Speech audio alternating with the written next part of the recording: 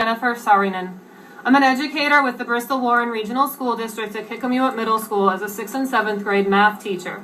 I've been teaching in Rhode Island for 10 years. As an educator, it's always about my students. They are what matters. They are the reason I love my job.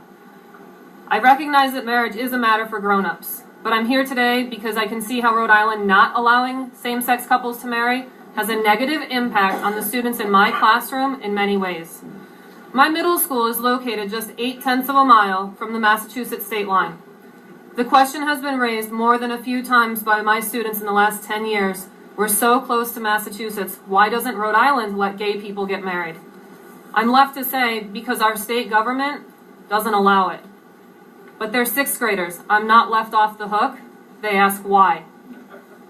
Even to a 6th grader, it doesn't make sense that a heterosexual couple is allowed to marry, but those same couples of the same sex are not able to get married in our state.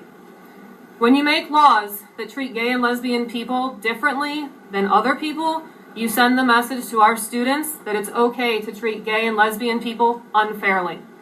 Even 6th graders can hear that message loud and clear. Just the other day, I had an issue in my classroom where one student moved in a certain way, and the other student that saw it said, "Why are you so gay?" I intervened, asked in front of the class what she meant, and told her she wasn't using that word appropriately. Unfortunately, like many students, she was using the word gay as a put-down. But what really struck a chord was the short conversation she had with me in confidence as students moved to the next class.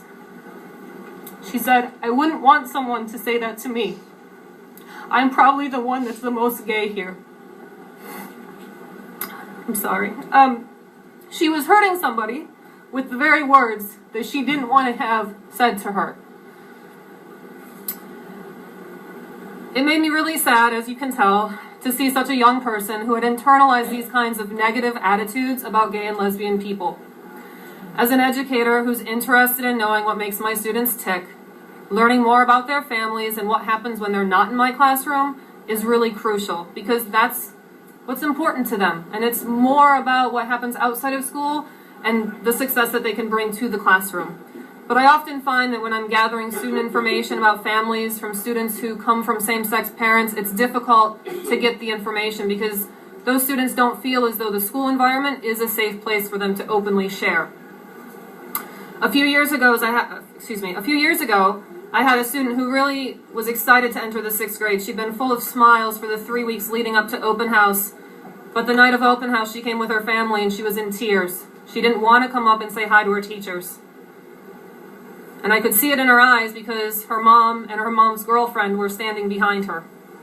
She was embarrassed to think that she didn't know how her family was considered, and if they really were considered a family to the rest of our state. We teach our students on a daily basis to celebrate our differences, to be proud of who they are. But there's only so much we can do to teach them to think that when the law of the land says otherwise. Because I care about my students, I'm an educator in support of same-sex couples, same-sex marriage. Thank you.